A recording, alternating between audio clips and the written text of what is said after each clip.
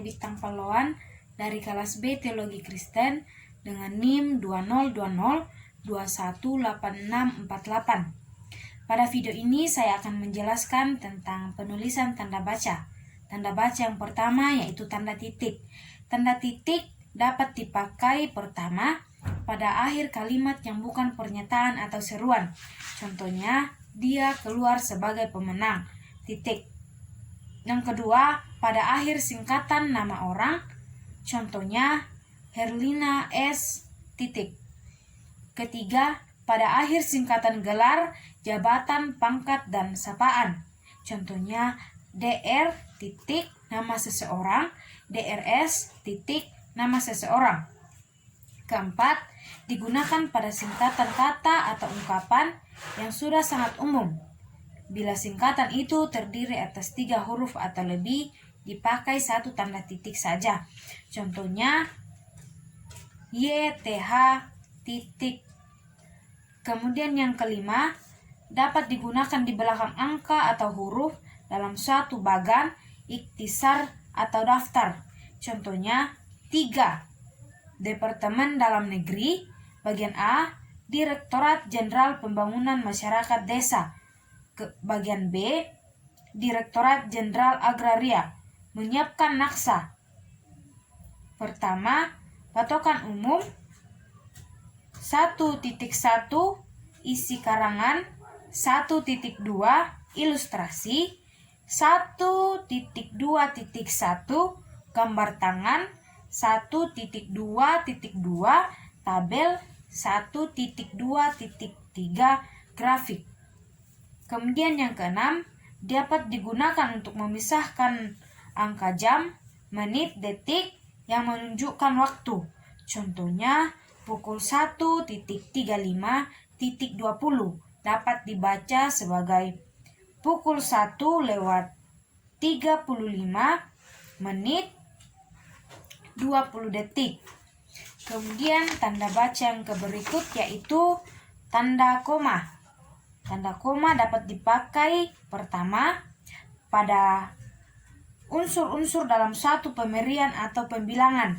Contohnya, saya membeli pena, koma, kertas, koma, dan tinta. Kedua, dapat digunakan untuk memisahkan kalimat setara yang satu dengan kalimat setara berikutnya yang didahului oleh kata seperti, tetapi, dan melainkan. Contohnya, saya ingin datang, koma, tetapi motor saya rusak. Yang ketiga, digunakan untuk memisahkan anak kalimat dari induk kalimat apabila anak kalimat tersebut mendahului induk kalimat. Contohnya, kalau diundang, koma, saya akan datang. Yang keempat, dapat digunakan di belakang kata atau ungkapan penghubung antar kalimat yang terdapat pada awal kalimat, termasuk dalamnya oleh karena itu, jadi, lagi pula, meskipun begitu, dan akan tetapi. Contohnya, oleh karena itu, kita harus berhati-hati. Yang kelima, di belakang kata seperti oh, ya, wah, aduh, kasihan yang terdapat pada awal kalimat. Contohnya, ya, kita harus bekerja lebih keras lagi. Yang keenam, digunakan untuk memisahkan petikan langsung dari bahagian lain dalam kalimat. Contohnya, kata ibu, koma, petik 2, saya bahagia sekali. Yang ketujuh, di antara nama dan alamat, bagian-bagian alamat, tempat dan tanggal, dan di antara nama tempat dan wilayah atau negeri yang ditulis berurutan. Kemudian yang kedelapan, untuk menceritakan bagian nama di balik susunannya dalam daftar pustaka. Contoh, Krida Laksana Harimurti 1980. Yang kesembilan, digunakan di antara nama orang dan gelar akademik yang mengikutinya untuk membedakannya dari singkatan nama keluarga dan marga. Kemudian yang ke-10, di muka angka persepuluhan dan di antara rupiah dan sen dalam bilangan. Contohnya 12,54 M. Yang ke-11 digunakan untuk mengapit keterangan tambahan dan keterangan aposisi.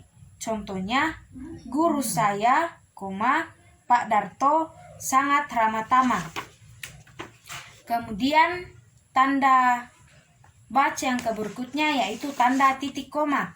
Tanda titik koma dapat dipakai pertama untuk memisahkan bagian-bagian kalimat yang sejenis dan setara. Yang kedua, digunakan untuk memisahkan kalimat yang di dalam suatu kalimat majemuk sebagai pengganti kata penghubung. Tanda baca yang berikutnya yaitu tanda titik dua. Tanda titik dua dapat dipakai pertama pada akhir suatu pernyataan lengkap bila diikuti rangkaian atau pemerian. Yang kedua, sesudah kata atau ungkapan yang memerlukan pemerian. Yang ketiga, dalam teks drama, sesudah kata yang menunjukkan pelaku dalam percakapan. Yang keempat, di antara jilid atau nomor dan halaman. Yang kelima, di antara bab dan ayat dalam kitab-kitab suci. Yang keenam, di antara judul dan anak judul suatu keterangan. Tanda baca yang kelima yaitu tanda tanya. Tanda tanya dapat digunakan pertama pada akhir kalimat tanya. Contohnya, kapan Anda dapat datang ke rumah saya? Tanda tanya. Yang kedua, menyatakan bagian kalimat yang diasingkan atau yang kurang dapat dibuktikan kebenarannya. Tanda tanya tersebut terletak di antara kurung. Contohnya, ia dilahirkan pada tahun 1980, tanda koma dalam kurung. Kemudian yang keenam, tanda seru. Tanda seru dipakai sesudah ungkapan atau pernyataan yang berupa seruan atau perintah, atau yang menggambarkan kesungguhan, ketidakpercayaan, atau emosi yang kuat. Contohnya, alangkah ngerinya peristiwa itu, kerjakan soal ini sekarang juga, tanda seru. Kemudian tanda baca yang berikutnya itu tanda kurung. Tanda kurung dipakai pertama mengapit tambahan keterangan atau penjelasan. Contoh DIP dalam kurung daftar isian proyek.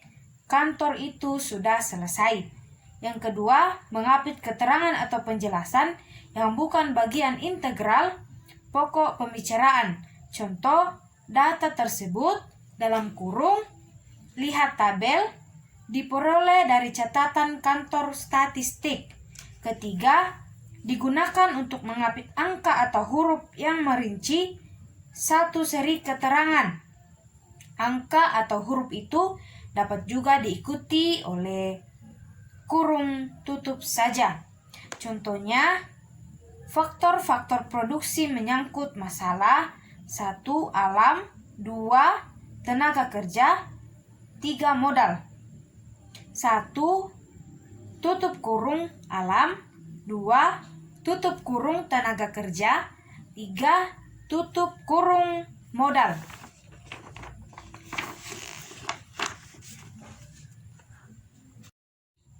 Tanda baca yang berikutnya yaitu tanda petik 2. Tanda petik 2 dapat dipakai pertama mengapit petikan langsung yang berasal dari pembicaraan, naskah, atau bahan tulisan lainnya. Kedua pasang tanda petik itu ditulis sama tinggi di sebelah atas baris. Contohnya, tanda petik 2, sudah siap? Tanda koma, tanda petik 2, tanya ibu. Kemudian yang kedua, untuk mengapit judul karangan, sanjak dan bab buku apabila dipakai dalam kalimat. Contohnya, buku Goris Karaf, petik 2, komposisi, sebaiknya dibaca juga oleh peserta mata kuliah ini. Yang ketiga, untuk mengapit kata atau bagian kalimat yang mempunyai arti khusus, kaisan atau belum begitu dikenal. Contohnya, pekerjaan itu dilaksanakan dengan cara tanda petik, coba dan ralat saja. Kemudian tanda baca yang berikut yaitu tanda petik tunggal. Tanda petik tunggal pertama dapat digunakan untuk mengapit petikan yang tersusun di dalam petikan lain. Contohnya, Amin bertanya, petik 2, kau dengan bunyi petik 1, duk duk duk. Tadi tanda koma petik 2. Yang kedua, dapat digunakan untuk mengapit terjemahan atau penjelasan kata atau ungkapan asing. Contohnya, rate of information, petik tunggal, lanjut inflasi, petik 2. Tanda baca yang berikutnya yaitu garis miring. Tanda garis miring dipakai pertama dalam penomoran kode surat, contohnya nomor .152 SEK keterangan angka 8 Romawi